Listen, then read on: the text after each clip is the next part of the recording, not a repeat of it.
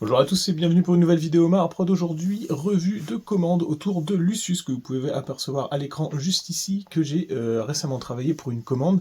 Donc je vais vous parler autour de cette vidéo de tout le process que j'ai fait pour faire cette conversion, que ce soit donc la préparation des pièces, le repositionnement, le resculpt de certaines parties, soit entières, soit en partie, quelques raccords et tout ça, et on en parle tout de suite maintenant. C'est parti!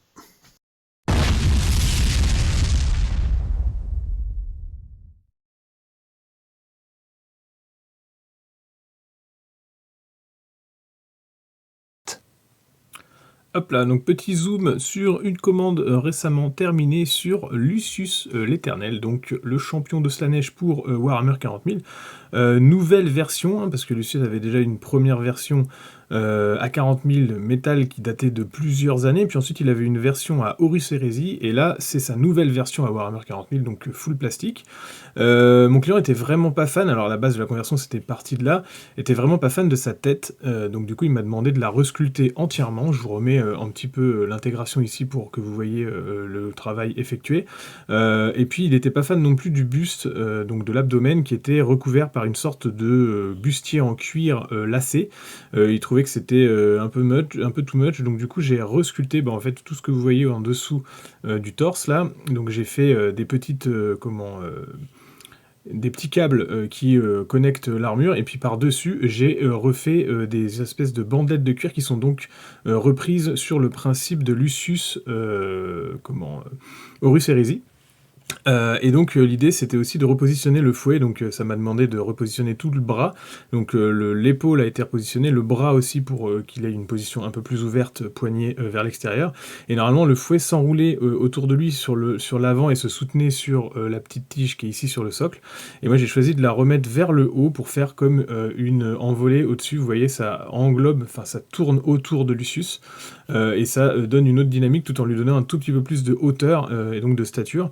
Et comme j'ai resculpté la tête et que je l'ai mise dans une nouvelle position, et j'ai également repositionné le bras avec l'épée. Donc là, tout l'ensemble de la figurine n'est pas collé au socle, et puis on peut détacher les pièces qui vont servir à la peinture, évidemment, comme par exemple le panier de son fleuret ici, qui, s'il était collé, serait impossible pour peindre tout ce qui est en dessous, notamment la garde de l'épée et son poignet, donc ça j'ai laissé en pièces détachées.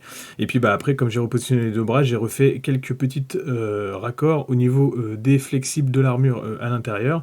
J'ai refait également le petit câble qui est ici, parce que en fait, le fait de repositionner l'épaulière et le bras un peu plus vers l'arrière, la connexion ne se faisait plus, donc j'ai refait ça.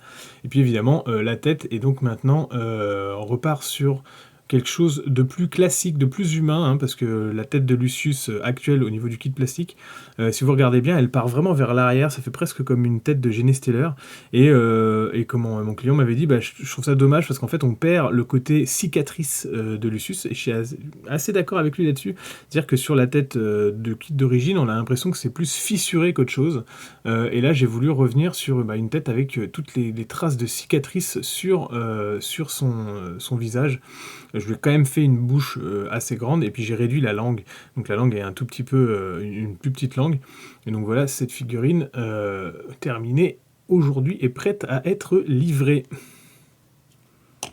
Alors voilà pour cette commande, hein. J'espère que ça vous aura plu. N'hésitez pas à me contacter pour tous vos projets auxquels je pourrai répondre facilement via mail. Donc je centralise tout par mail pour tout ce qui est demande de commande, puis ensuite on en discute pour décider un petit peu de comment le projet peut se faire. Mon planning est aujourd'hui ouvert, même si j'ai pas mal de commandes, hein. Il faut me contacter à l'avance pour ne pas être trop surpris. J'ai environ 3 ou 4 mois de délai avant de commencer une commande avec les commandes que j'ai en ce moment. Si cette vidéo vous a plu, n'hésitez pas également à vous inscrire sur mes différents médias, donc ici sur la chaîne YouTube, mais j'ai également un fil Instagram, une chaîne Twitch sur laquelle je partage régulièrement les avancées justement de ces dites commandes, et puis aussi de mes projets personnels quand je les fais avancer. Et puis pour ceux qui veulent soutenir plus directement la chaîne, j'ai un Tipeee ou des liens affiliés du type MyHobbyPlay sur lesquels vous pouvez commander vos figurines avec moins 20%.